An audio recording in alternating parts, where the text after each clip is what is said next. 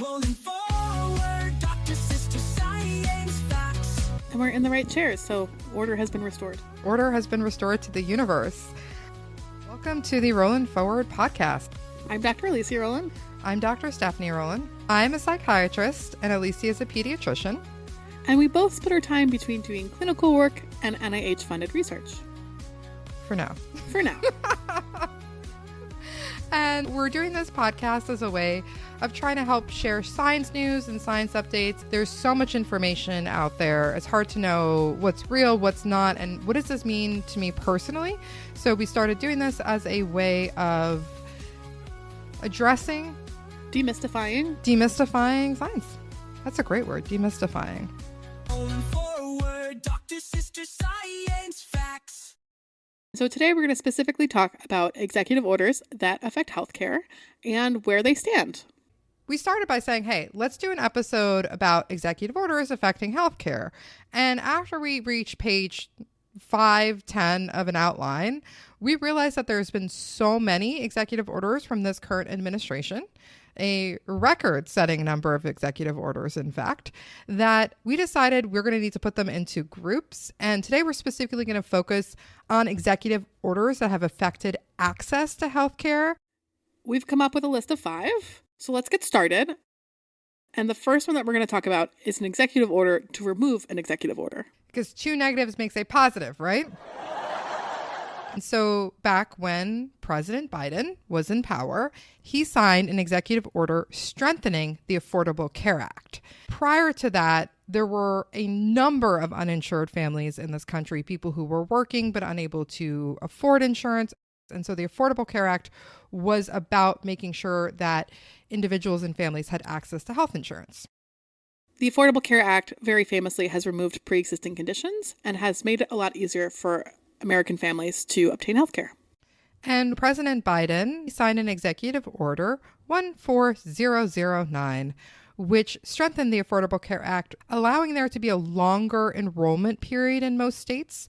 There tends to be a narrow window once a year where you can sign up, and they made that a little bit more flexible. They provided more funding to third parties who are tasked with helping people sign up for healthcare, because if you've ever tried to sign up for healthcare, you know it's not straightforward. They also added some extra government subsidies to make premiums less expensive. And overall, there was a really big increase in the number of people who got health insurance through the marketplace. When President Biden started in office, about 11 million people in the United States were getting their health insurance through a marketplace plan. And when he left office, it was nearly double at over 20 million people. And this is interesting. A marketplace is a way for individuals to buy health insurance when they earn too much money to qualify for Medicaid, but for whatever reason, they don't qualify for employer-sponsored healthcare. Maybe their employer has less than the minimum number of employees. Maybe they're working 2 part-time jobs. So this is for a group of working-class families who are sort of falling in between, who now are able to get healthcare in this way. And with that increase to 21 million people getting their healthcare from the marketplace, this helped the United States achieve an all-time low of uninsurance rates. And the reason that that matters is that when people don't have insurance coverage, they are less likely to access care or to not get the care that they need because they're afraid of how much it's going to cost. And I see this every day in the emergency department. We have families that present much later in their course of illness because they're concerned about cost. And so instead of coming when a child is sick the first few days, they come when the child is very sick and unfortunately sometimes have poor health outcomes that could have been prevented. And it's difficult to really show that insurance makes people healthier because there have been attempts to randomize people to insurance, but it's tough to do. But overall, it's believed that Medicaid expansion has led to healthier families, including lower mortality rates from cancer, cardiovascular disease, maternal mortality, liver disease, probably because of people being able to access care sooner rather than waiting until later, like Alicia mentioned.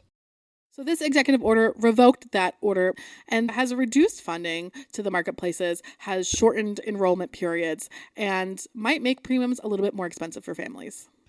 And so I anticipate that we will see less families being able to purchase insurance through the marketplace, and we may see an increase in the number of families and the number of kids who are uninsured in this country, and the downstream negative health outcomes associated with being uninsured. The next policy change that we want to talk about is another reversal from the Biden administration. That's right. President Trump came into office the first time, undid a number of Obama policies. Biden came into office, undid the Trump policies. Now Trump is back and undoing the Biden policies. And this one specifically is around ICE. ICE is the U.S. Immigration and Customs Enforcement. And this is the branch of government that is tasked with regulating immigration, including the detention and processing of people who are undocumented. Under the Biden administration, ICE was not invited into specific spaces, and they could not arrest people in sensitive locations, including hospitals, schools, and places of worship. This policy was intended to allow people to access education, necessary health care, and also to engage in religious worship without fear of being detained by ICE.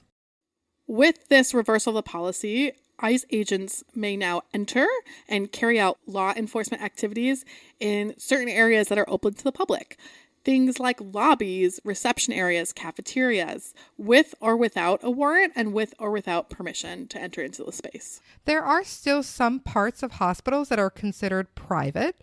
So they can be in the public spaces, they can be in cafeterias, they can be in lobbies, but without a proper warrant or consent, they should not be in private areas like patient rooms. Similarly, we're hearing anecdotal stories that people are delaying healthcare for the same reason, that people don't feel free to go to the hospital when they're sick. They're waiting until there's really no other option, presenting with worse symptoms and more complications. And those include people that we've seen in the emergency department in our jobs. What we're seeing is a change in the way that people are interacting with these public spaces.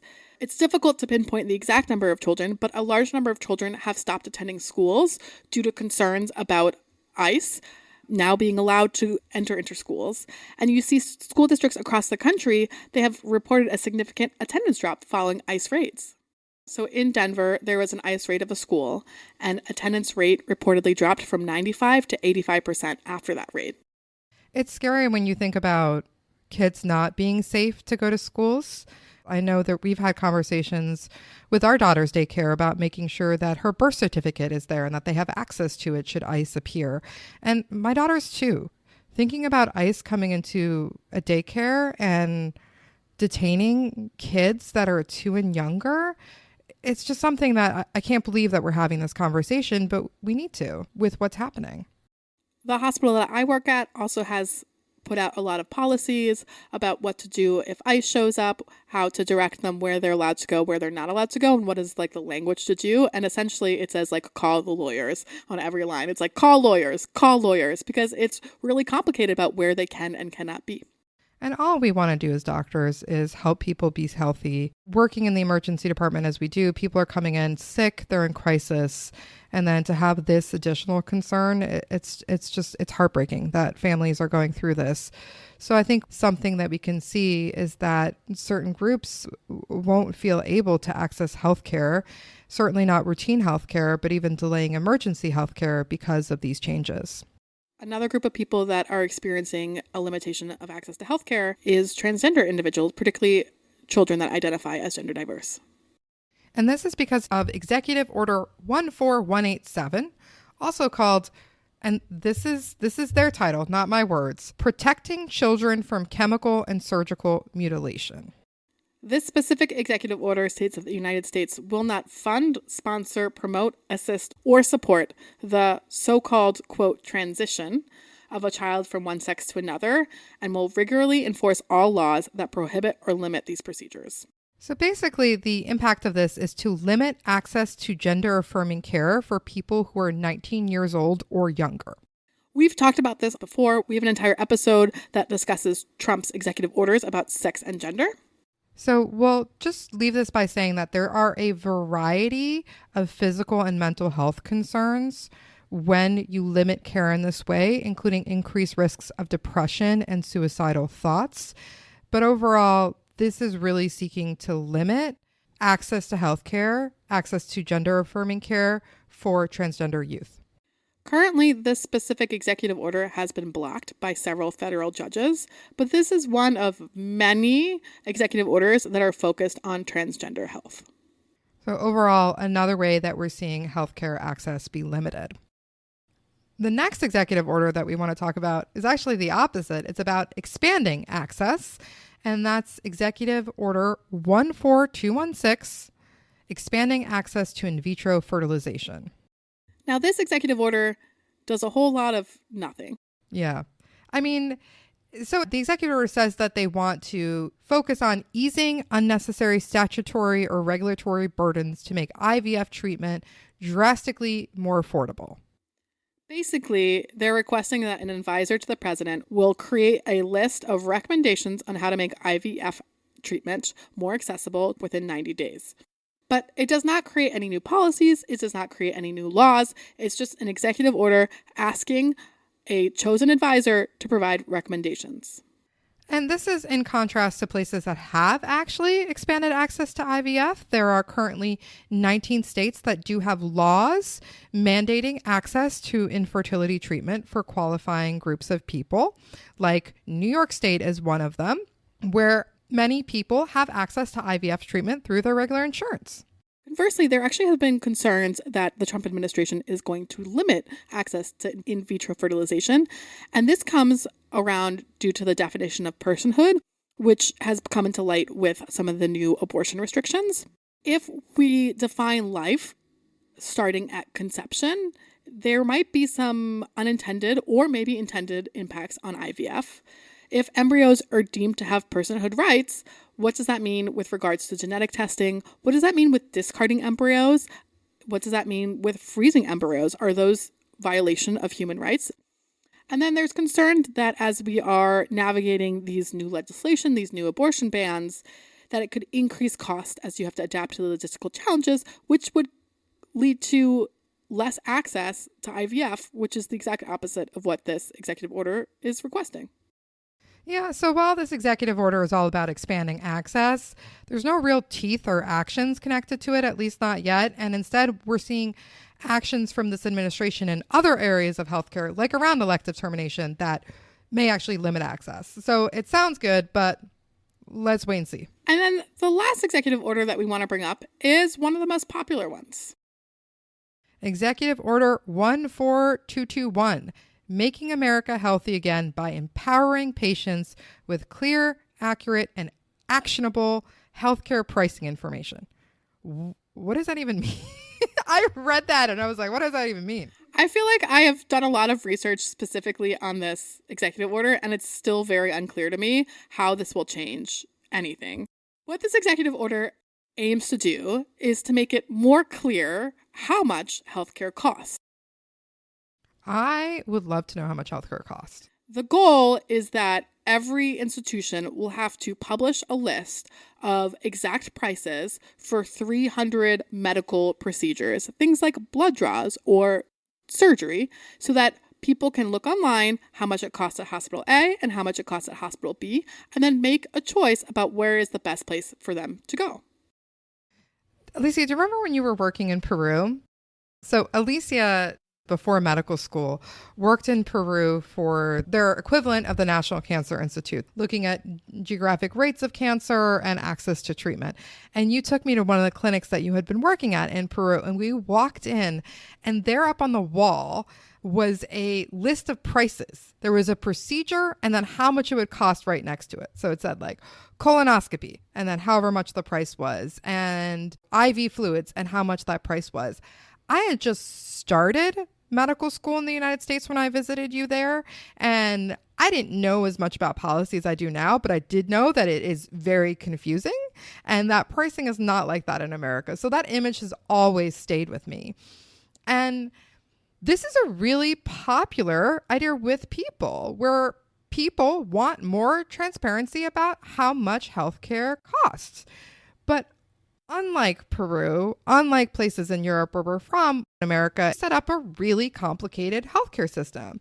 This isn't a single payer system where everyone has the same insurance backed by the government. We have so many different types of insurance, Medicaid, Medicare, children's health insurance, the VA, private insurances, Aetna, Blue Cross, Kaiser. And then each state, each location sets it up differently as to what an insurance needs to cover or not. And so we end up with, instead of one way of providing healthcare, we end up with a million different ways that healthcare is being provided and priced. And it's just a confusing tangle of money. The executive order intends to make it more clear for individuals. This was started with Trump 1.0 and is now being expanded. But the preliminary version that was put out, people actually aren't using. And so there is this like self-service pricing tool online that's already available, but no one's actually using it. So is expanding it really going to make any difference? And is it going to make people more informed? Unclear. If any of our listeners have used this service, let us know. And we're definitely going to post a link to it in our show notes so that you can go and try out this tool and see what information is available there. It's not much, but the idea is that the administration wants to expand this. The other part of this executive order is that they want every single medical thing that the hospital does and bills for to be available in what they call a machine readable document, which is essentially a very large Excel type file. But it's so large that you won't be able to download it. It'll only really be available for like health policy researchers to conduct large like scale health cost research. So it's not going to affect everyday families going from one hospital to another. Which is what they say they want.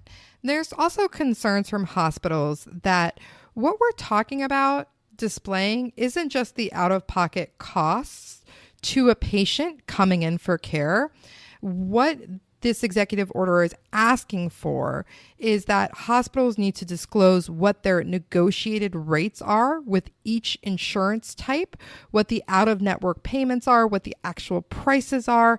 And this has long been considered confidential, where hospitals are trying to negotiate the best rates they can with a hospital.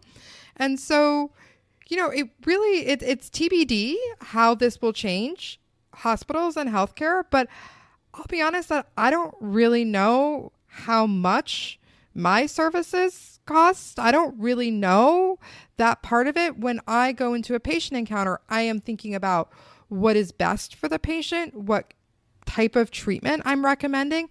And I'm really fortunate because I've been practicing medicine in New York State that has had a generous expansion of Medicaid.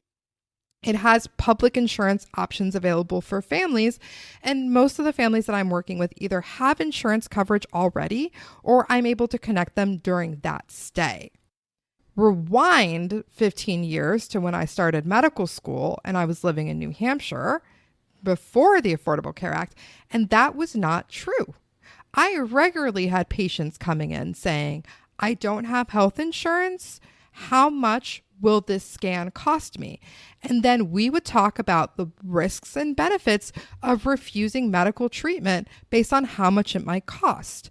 So I think it's great that we've moved into a place where people do have more access to health insurance because it's allowing people to make decisions thinking about what's right for their health instead of thinking about how much it's going to cost them. This becomes more complicated with children because children are considered vulnerable individuals.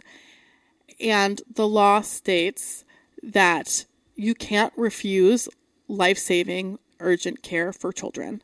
And if families are refusing specific care, part of my job is calling Child Protective Services. Part of my job is calling the police for families that are refusing care. And so regardless of cost, regardless of how it will affect the family. We've talked when these situations have come up and they're heartbreaking because parents are just trying to make the best decisions that they can with the information that they have. And the reality is that even though we are at historic low uninsurance rates, there are still 4 million children in this country who are uninsured. The way that uninsured individuals access healthcare is through the emergency department, which is not the most affordable or effective healthcare. A large portion of the patients that I see every day don't have insurance. And so it's something that I have to be cognizant of every time I'm ordering a test, every time I'm ordering a scan. How much does this cost? Is this crucial? And how is it going to affect this family?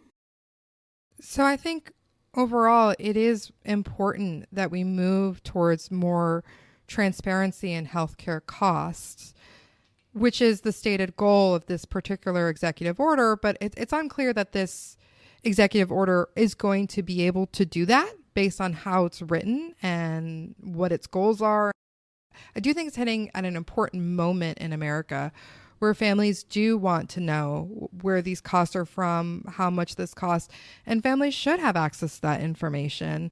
I think that it should be something that is clearer and less confusing. And the reality is that the healthcare system that we've set up in this country is really confusing. It is convoluted, it is expensive, and it is unclear. And if anybody has ever gotten a bill from a hospital, there are all sorts of line items that you weren't even expecting. For example, when you have surgery, it's not only the cost of the equipment and the staff, but there's also the anesthesiologist, which is a different bill, which is a different doctor than the surgeon, which is a different bill than the x-ray, that different bill. And so things just keep adding up, and there are all these secret line items. And it would be nice to have that all demystified. I am all here for accurate healthcare pricing for the people. So we're just going to need to wait and see what happens here. But we did think that these were 5 important policy changes to highlight when we're thinking about how individuals and how families and how parents are accessing healthcare in America right now. The executive orders that we chose show both how healthcare might become more limited and more restrictive in this administration, and how this administration is intending to expand healthcare coverage as well. I think there's a number of ways that healthcare can be improved in this country, and I welcome efforts to do that, while personally having concerns about weakening the Affordable Care Act, how allowing ICE to enter hospitals, and how limiting access to gender-affirming care for youth is really restricting access to healthcare in this country at the same time. And that's our episode for today. Rolling forward, Dr. Sister Science Facts. If you've noticed changes in how you or your family accesses healthcare, send us a message. We'd love to hear from you. We're at Rolin Forward Show. That's ROLIN Forward Show at gmail.com. We're also on Blue Sky, X, Instagram, TikTok. We don't really know how to make TikTok videos yet, but we're working on it. So send us a message. We'd love to hear from you. And we'll just keep bringing updates here. I'm Dr. Alicia Rolin. I'm Dr. Stephanie Rolin. Until next time. Rolling forward, Dr. Sister Science Facts. Hey, I'm testing my sound. Do you want to come speak? Say, rollin' forward. You ready? Come here. Rollin' forward. Rollin' forward. Rollin' forward. Dr. Sister Science Facts. Oh, on the ground. Does not like it. Okay, I'm going to stop recording here.